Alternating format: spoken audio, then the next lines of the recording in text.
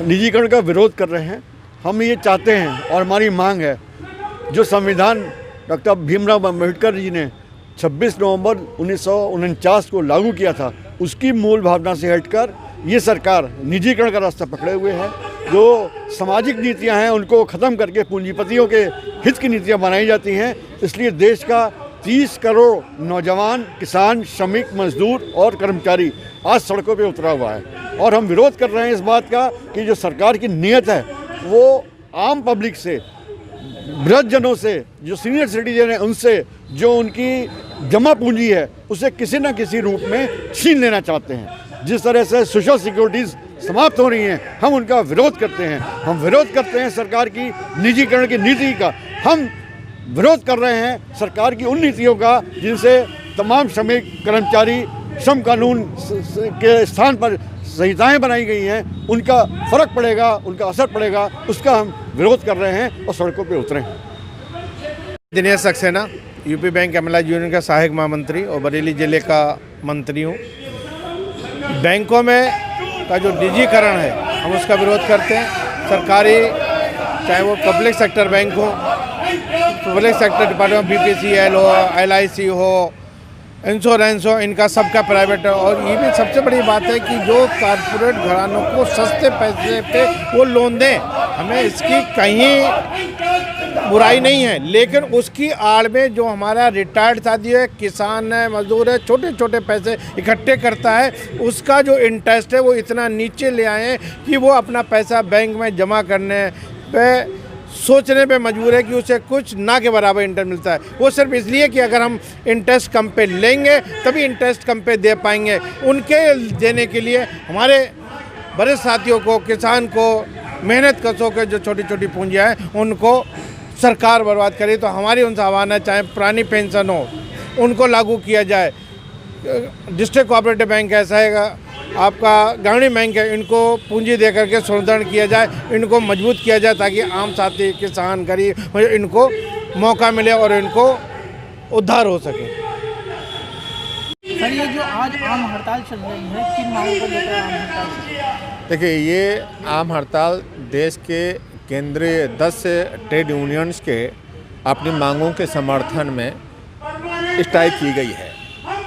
मैं रविंद्र कुमार से income tax employ federation का जनरल सेक्रेटरी हूँ। हमारा जो संगठन है आयकर कर्मचारी महासंघ, वो confederation of central government employees and workers से एफिलिएटेड है। यह संगठन जो है COC, confederation of central government employees and workers, वो अपना इस स्ट्राइक में सपोर्ट कर रही है। सपोर्ट क्या, पूर्ण रूपेण भाग ले रही है। और इस स्ट्राइक में सेंट्रल गवर्नमेंट की अपनी कुछ डिमांड रखी गई है।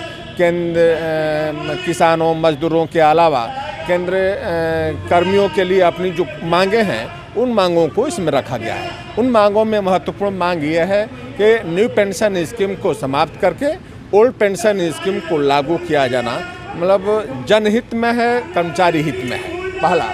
दूसरा डिमांड ये है कि 56J और 48 सेक्शन ला करके छटनी का कार्यक्रम सरकार द्वारा किया जा रहा है, इसको तुरंत अविलंब बंद किया जाना चाहिए।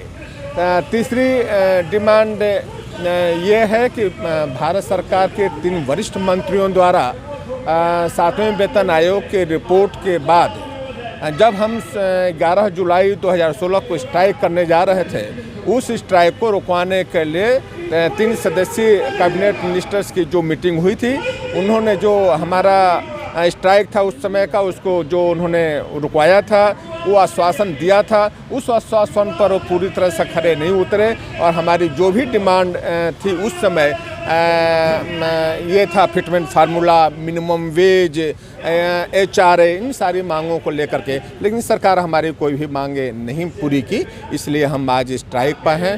बहुत सारे मुद्दे हैं, हम 27 मुद्दों पर आज हम सब स्ट्राइक पर हैं। और आप देख रहे हैं इनकम टैक्स डिपार्टमेंट में क्या है, तो केवल कर्मचारियों का स्ट्राइक, लेकिन ये ऑफिस क्लास 1 से लेकर के क्लास 3 तक सारे लोग आज स्ट्राइक पर आपके इस स्ट्राइक को सपोर्ट करने के लिए बंद किए हुए। पूर्णतः तालाबंदी है इनकम टैक्स डिपार्टमेंट में, अंदर में सिंगल व्यक्ति नहीं है। ये इस स्ट्राइक की बहुत बड़ी सफलता मानी जाएगी।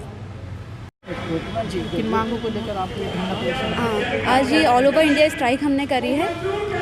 जो डेली वेजेस वर्कर्स हैं उनको परमानेंट करने के लिए, और जो सरकार विरोधी नीतियां हैं, सरकार जो मजदूरों के विरोध में या हमारे विरोध में दिन प्रतिदिन नए नए नियम निकलती जा रही है, कोरोना काल में जो सख्ती हम पे बढ़ती जा रही है, उसके अगेंस्ट में आज हम यहाँ पे स्ट्राइक कर रहे हैं। हम यही चाहते हैं कि आजकल जो बेरोज़गारी चल रही है जिस वजह से, और बहुत से युवा हैं जिनको नौकरी नहीं मिल पा रही है, तो सरकार से हमारा यही निवेदन है कि बैंकों में भी भर्तियाँ की जानी चाहिए।